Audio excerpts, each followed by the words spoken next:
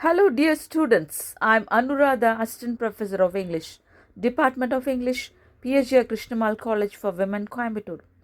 Let me discuss about line by line explanation with literary devices found in the poem The Pully, written by George Herbert. Dear students, kindly listen to this audiobook that highlights complete analysis of the poem. Stay energetic to enjoy this audiobook. Stay tuned, guys. The Pully, a poem by George Herbert. A poem analysis and explanation line by line with literary devices.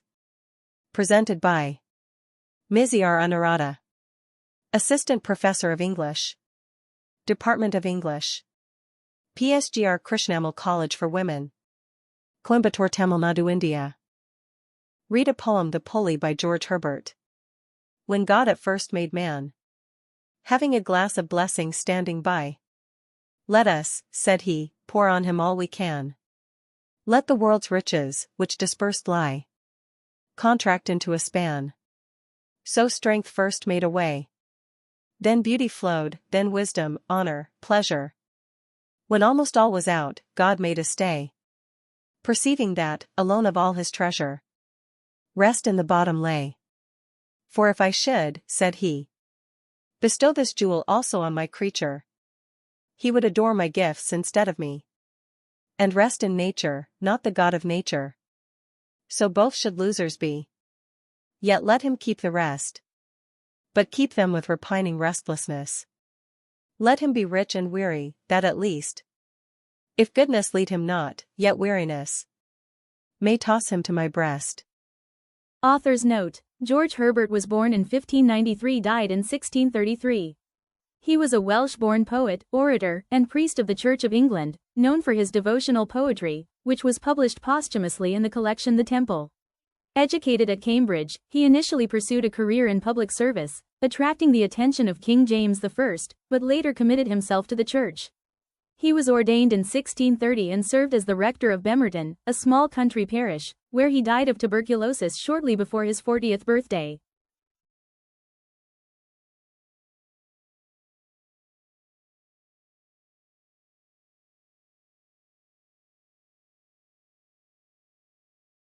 The Pully, the poem introduction. The Pully is English metaphysical poem written by George Herbert. In this poem he highlights a reflection on humanity's restlessness and God's loving wisdom. In this tender, witty poem, a speaker imagines God creating humankind and giving people every possible blessing but one, rest. The longing for a kind of peace one can't find on earth, the poem suggests, is just another part of God's plan to draw humanity back into a divine embrace. This poem first appeared in the posthumous collection The Temple in the year 1633. When God created humanity, he happened to have a cup of blessings to hand, and said to himself, why don't I give humanity every gift I can think of? I'll gather up all the world's far-flung wealth and shrink it down into one little human lifetime. First, he gave humanity strength, which made a path for the rest of the virtues. Then he poured out beauty, then wisdom, noble morality, and delight. But when he'd almost finished emptying the blessings cup, God held back, seeing that only peace was left in the bottom. He said, if I also gave this last precious gift to my creation, people would love the things I gave them and forget all about me. They'd be so peacefully contented with their lives on earth that they wouldn't think to love the God who created all this goodness. Both humanity and I would lose out on something if that happened. So let's do things this way: humanity can keep all the other gifts I've given them, but they'll also feel a constant, regretful, distracting longing. Humanity shall be greatly blessed, but also tired out by life's travails, and by a nagging desire to come home to me. That way, if pure moral goodness doesn't draw them back to me, then exhaustion will. Poem theme. Being a person, the Pully suggests, means being rich in blessings but also full of repining restlessness, that is, a sorrowful, fidgety, distracted longing for a kind of peace and satisfaction that one simply can't find on earth. The poem suggests that God gave people all sorts of precious gifts when creating human beings, but held back the final blessing of rest. That lack of rest means that earthly life is marked by an unquenchable dissatisfaction and longing. But this, the speaker argues, is all part of God's benevolent plan, the weariness of such longings will eventually draw people back to rest in God's embrace.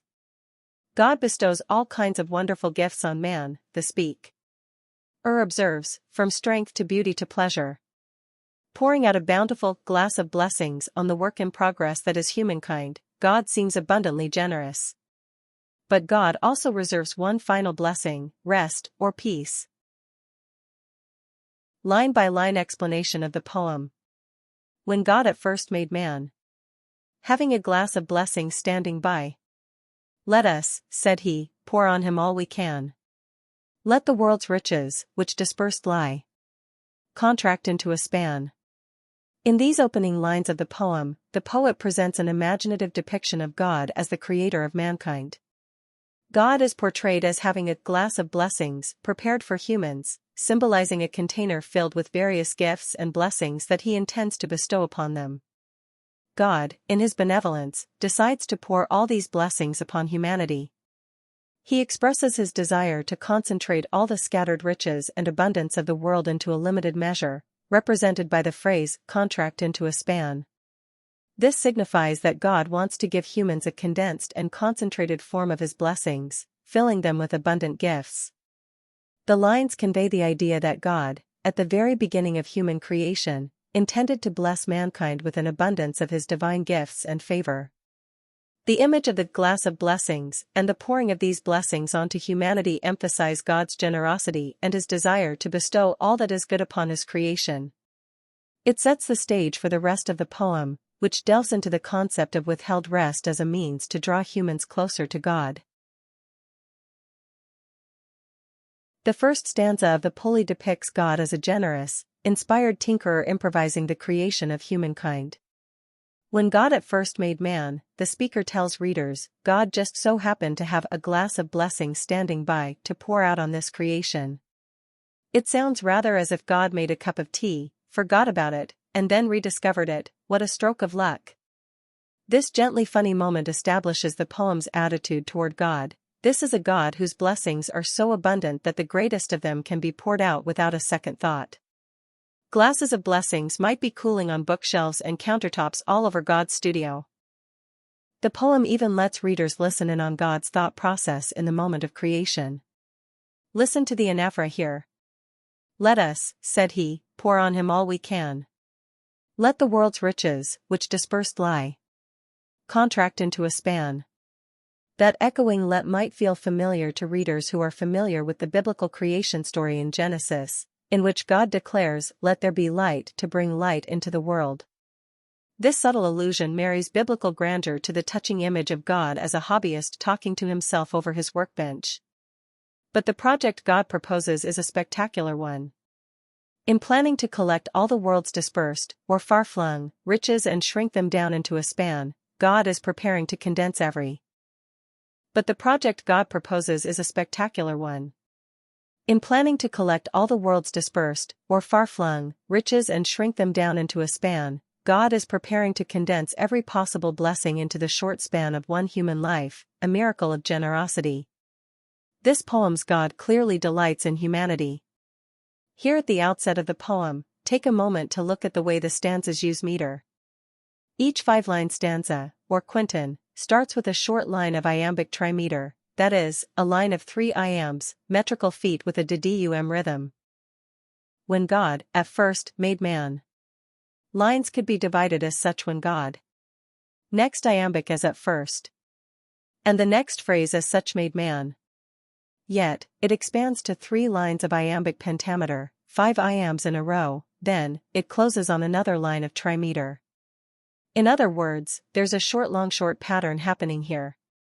Each stanza is rhymed as follows: ABABA, for instance, in the first stanza, man and by and can and lie and span.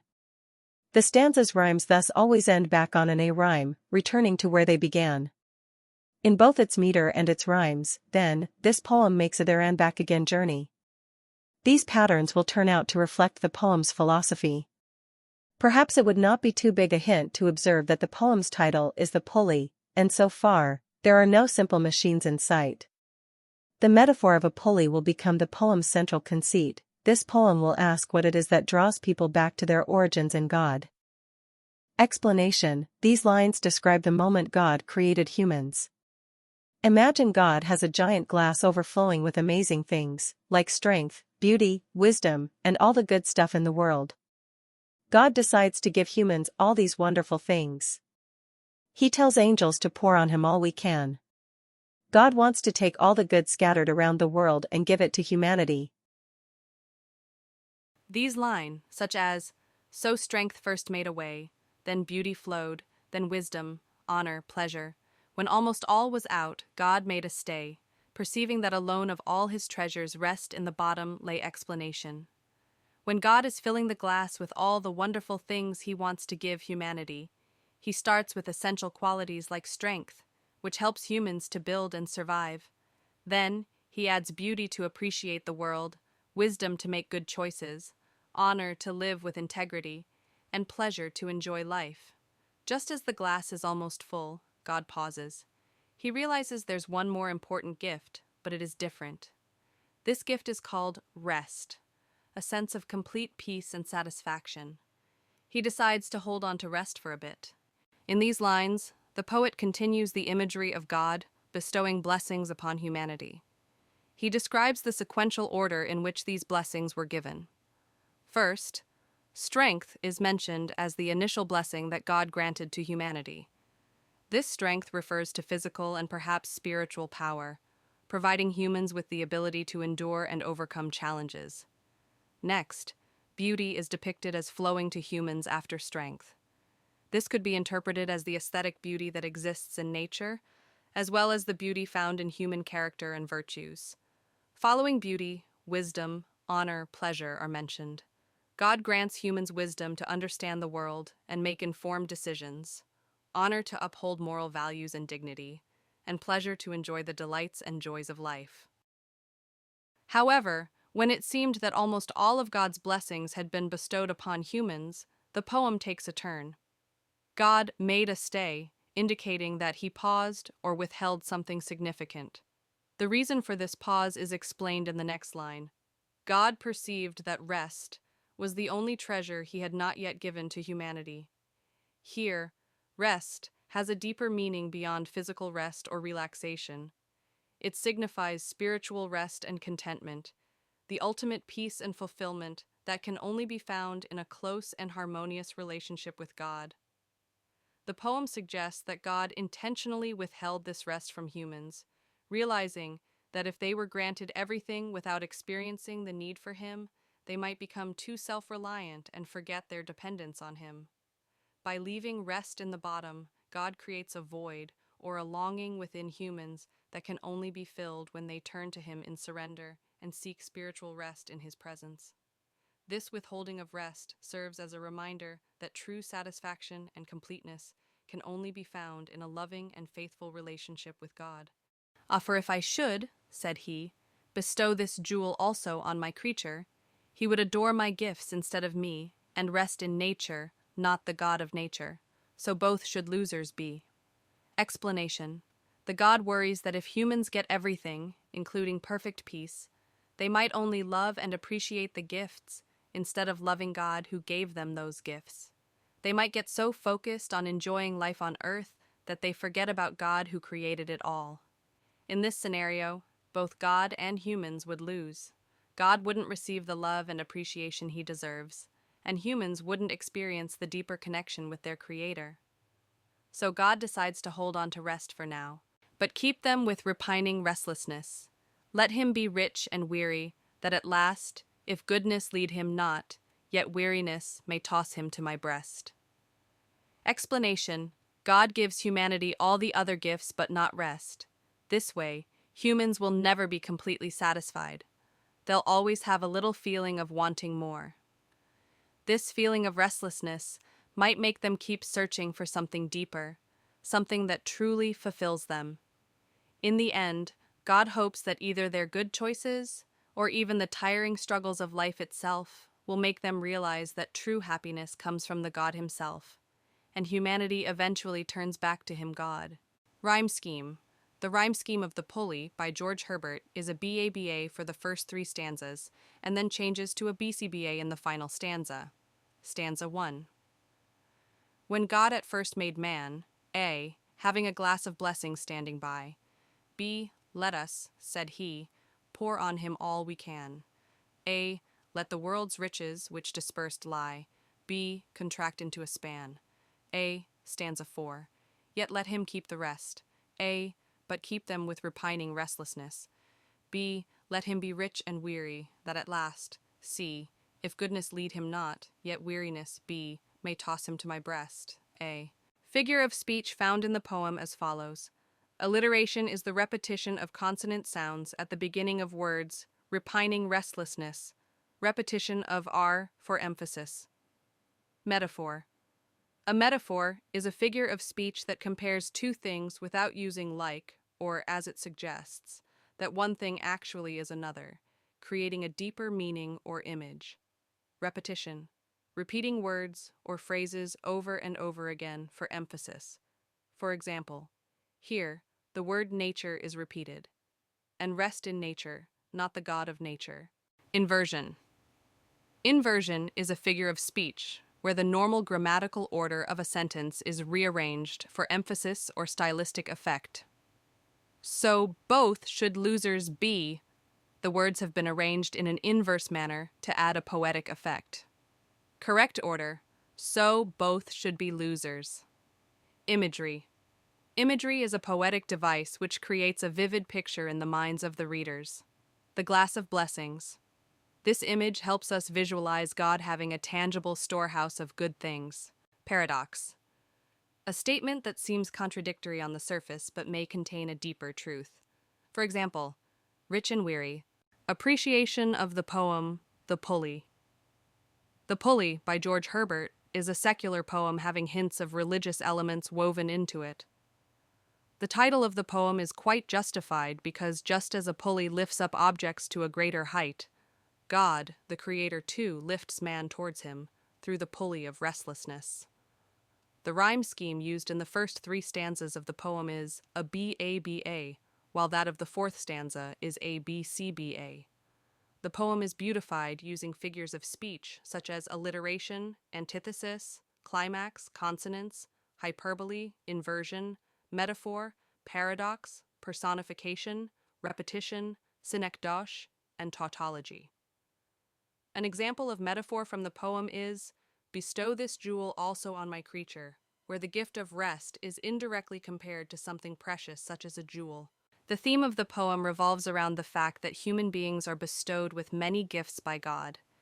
Yet we tend to be materialistic and overlook God, who always pulls us towards him. Written from the point of view of God, this poem gives us a clear idea that as humans, we are subject to God's will, and all the wealth in the world wouldn't be able to compensate for the satisfaction and solace we seek in him. Myth and conceit in the Pully. Many critics consider the poem, The Pully, containing a myth of origins, yet many others suggest that it is a moral and spiritual fable. However, both these genres overlap because of the way the poem is presented. According to Herbert, someone's devotional responsibility is perfectly consistent with the flow that decides his personality. The poem is short and yet simple, but Herbert manages to reaffirm several key facts. The approach to creation myth emphasizes the dignity of humankind.